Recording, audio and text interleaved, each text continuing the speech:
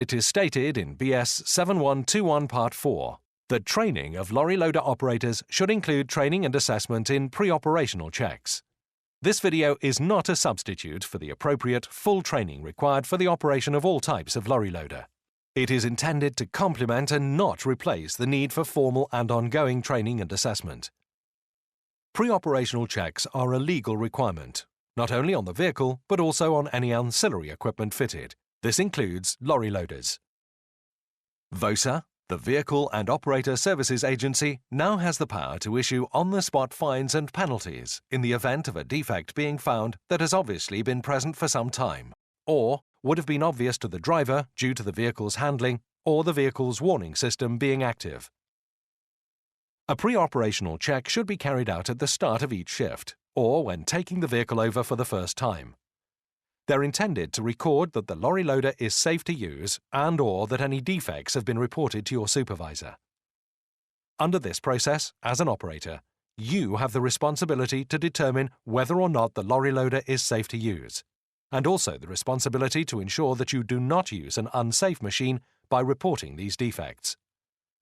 All pre-operational checks should be carried out in your depot or branch before leaving for the day's work. This saves arriving on site only to discover that a fault prevents you from being able to use the lorry loader. The use of a form designed for the purpose assists the operator in ensuring all appropriate checks are carried out and recorded. Forms can often be laid out differently, and you will, over a short period of time, adopt a routine which flows in a sequence which suits you and your machine. The following method is one which particularly suits the ALLMI pre-operational checks template. The first items to check are in the cab. Do you have the documentation you require, such as the current overload test certificate, current reports of thorough examination for the loader, and for any attachments and accessories? Do you have the loader manufacturer's handbook and proof of your own training? Many sites will request any or all of these before allowing you to work on their site. Whilst in the cab, there are other things which can be checked. Do you know your travelling height? And have you set the height indicator in your cab correctly? Does the PTO engage properly? And is the handbrake interlock working? The hydraulic oil level and colour should always be checked prior to unfolding the loader and deploying the stabilizers. The next step is to deploy the stabilizers. Are the locks working properly? Are the hoses in good condition? Is the leg in-out and up-down functioning correctly? And are there any signs of leaks? The lorry loader can then be brought into a suitable position without a load for the remaining visual items to be checked. This is the time to check that all levers are returning to neutral and that the emergency stop buttons work. Now, looking for leaks and for any damage to the structure or pipework. The clamshell bucket forms an important part of these checks, as it is this which holds the load. Are there any cracks or leaks? Are the capacity plates intact and readable? Are the wear blades secure and serviceable? Are the hooks intact with safety catches and marked with their rated capacity? Are the hoses and fittings serviceable?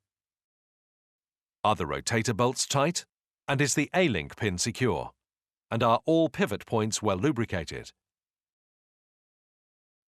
Once satisfied that all visual items have been completed, the basic lorry loader functions and safety systems can then be tested.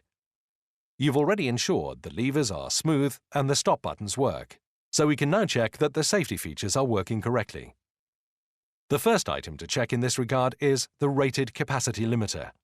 The manufacturer's handbook will explain how to do this specifically in relation to your make and model of lorry loader. Generally, it will consist of putting the first and second booms in a recoverable position or configuration first, and then slowly bringing the first boom ram fully open until it reaches its stop. Once its stop is reached, maintain the pressure on the lever and ensure the limiter is indicating firstly the approach to overload and then a total overload signal. At this point, all levers on the loader, except those which are allowed to be brought inwards, should be locked out, and now is the time to check that the boom height warning indicator is working. If this warning is tied into the handbrake interlock, you'll need to release the handbrake momentarily. On most, this can be done whilst covering the foot brake, but on some specifications of vehicle, it may be necessary to chock the wheels. Other safety systems can then be checked.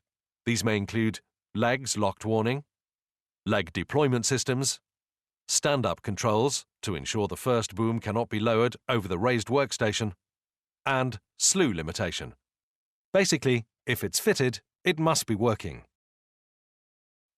The clamshell functions can be checked, along with all other loader functions, before placing the loader into its travelling position.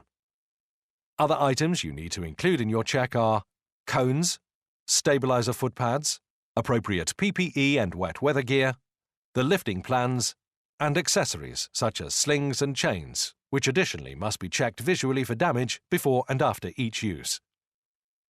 When items have been checked off, the form should now have a tick, a cross or an NA against every item. Blank boxes cause doubt. The form should then be signed by the operator and also by his supervisor. A copy is then kept in the cab and one in the office. So to summarise, the operator is responsible for ensuring the lorry loader is safe to use and that in the event of any defects being found, they are reported to your supervisor.